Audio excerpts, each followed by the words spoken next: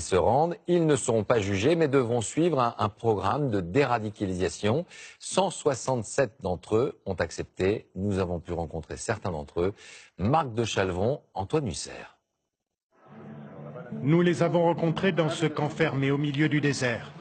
Un centre de déradicalisation mis en place par le gouvernement du Niger. 167 repentis qui ont quitté Boko Haram en échange d'une amnistie sans autre forme de procès. Des soldats de Dieu qui nous racontent de l'intérieur l'un des groupes djihadistes les plus mystérieux et les plus violents qui soient. Je ne sais pas combien de personnes j'ai tuées consciemment. Mais dans ces situations, tu n'es pas conscient. Tu cherches à tuer ton ennemi, c'est tout.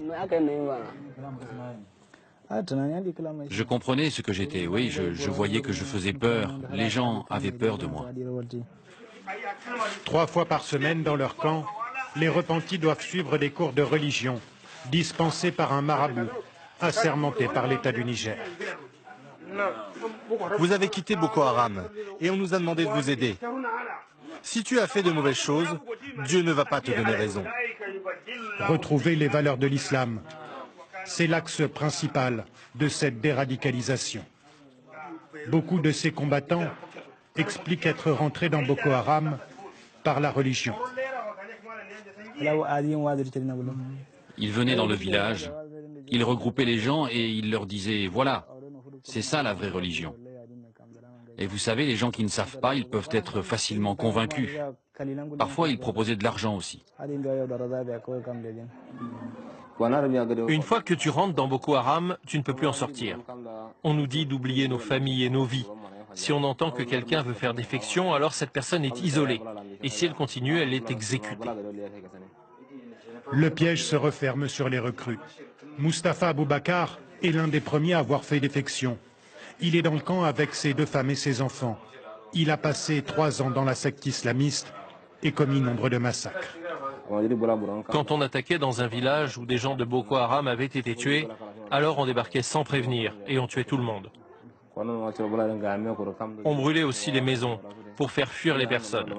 Comme ça, ils laissaient beaucoup de choses derrière eux. Les combattants de Boko Haram, comme Mustapha ou Abdoulaye, étaient payés sur le butin et les pillages. De quoi alimenter l'ultra-violence du système. Insufflée par le chef historique du mouvement, Aboubakar Shekau, que l'on voit sur ces images de propagande. Je me souviens du massacre des civils dans la ville de Bama. On avait regroupé tous les habitants et nos commandants leur ont dit « On ne va pas vous tuer, on va vous garder comme ça ». Mais le grand chef Sheko est intervenu et il a dit « Vous n'avez plus de munitions ou quoi ?» Du coup, tous les habitants ont été exécutés.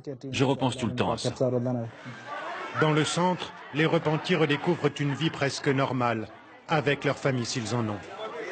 Impossible pour eux de sortir. Certains sont là depuis plus d'1 an. L'État du Niger leur a promis la liberté dans quelques mois, après l'apprentissage d'un nouveau métier.